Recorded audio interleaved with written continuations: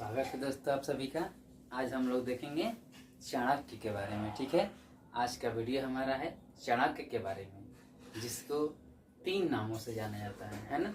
चाणक्य है, विष्णुगुप्त है और कौटिल्य है। ठीक है, तो चलिए देखते हैं और शुरू करते हैं।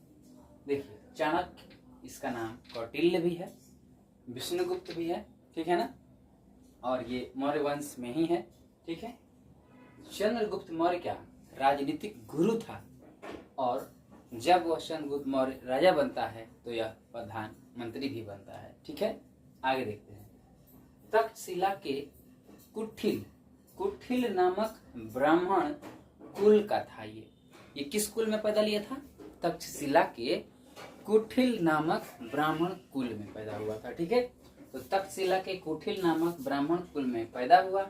ठीक है, तक्षशिला के केंद्र का प्रमुख स्नातक व आचार्य भी रहा है। ठीक है, तक्षशिला के केंद्र का प्रमुख स्नातक तथा आचार्य भी था।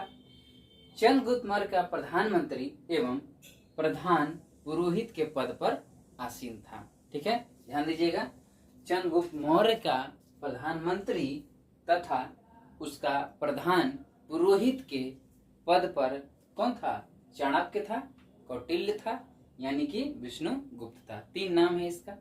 आगे देखिए, जैन ग्रंथ के अनुसार बिंदुसार के काल में भी प्रधानमंत्री था, यानी कि जब चंद्रगुप्त मौर्य की मृत्यु हो जाती है संलेखना विधि से, तो उसका पुत्र बिंदुसार जब राजा बनता है तो उसके काल में भी यह प्रधानमंत्री था।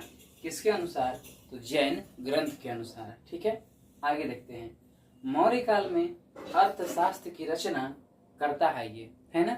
अर्थशास्त्र एक पुस्तक है इसके द्वारा रचित किया हुआ, और वो मौर्य काल में ही इसकी रचना करता है। ठीक है, तो अर्थशास्त्र जो पुस्तक है वो इकोनॉमिक्स से रिलेटेड नहीं है, बल्कि वो राजनीति शास्त्र की पुस्तक है।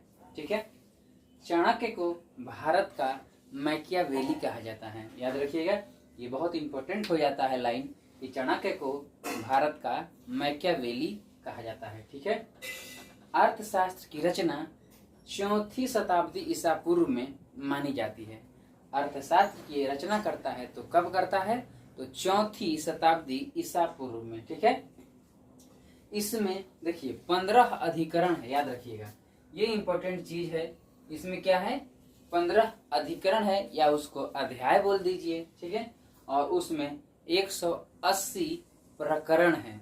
अध्याय के अंदर जो प्रकरण होते हैं वो 180 हैं, और इसमें श्लोक भी है, और वो लगभग 4000 श्लोकों से इसे सुसज्जित किया गया है। ठीक है, आगे देखते हैं। कौटिल्य ने राज्य के सप्तांगिक सिद्धांत का वर्णन किया है।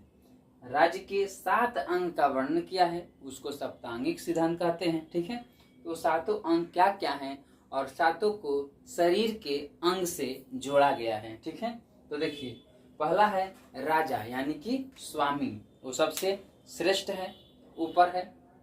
उसके बाद है अमात्य या मंत्री।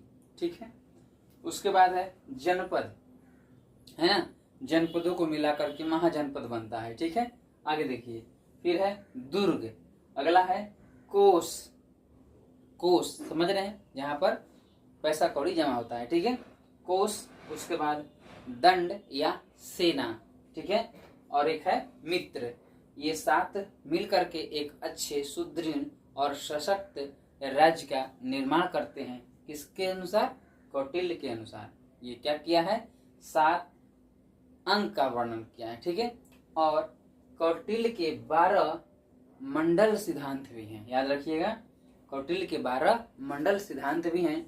आपके थंबनेल पर जो पुस्तक दिख रही है केबीसी नैनो की, उसमें आप लोग इस 12 मंडलों को देख सकते हैं, और उम्मीद करते हैं कि आप लोगों को ये जो कड़ी है पसंद आ रही है।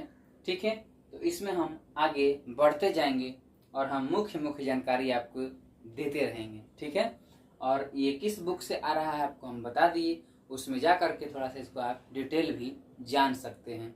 ठीक है, तो मिलते हैं हम लोग अगले एपिसोड में। तब तक के लिए इतना ही। इसका रिवीजन कीजिए और इसे शॉर्ट नोट्स में भी पिरोइए। ठीक है। धन्यवाद।